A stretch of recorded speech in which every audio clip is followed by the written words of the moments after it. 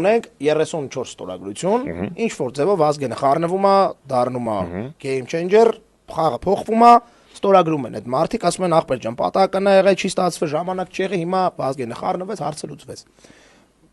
Վերցնենք այս իրավիճակն է։ Ինչ հաջորդ գործողությունն է,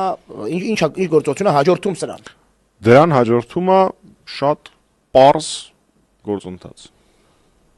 Ստանալ ԿՊ-ականների ստորագրությունները։ Հիմա ասեք ոնց եք դա։ Եվ անկախականներ։ Իսկ հերթականությունը, այս էլ էլի, ես էլ շատ շահարկում։ Հերթականությունը ինչ տարբերություն ունի, ինչի հիմա չի գնում ԿՊ-ից ստանալու։ Ոչ մի հերթականության հարց չկա, ուղղակի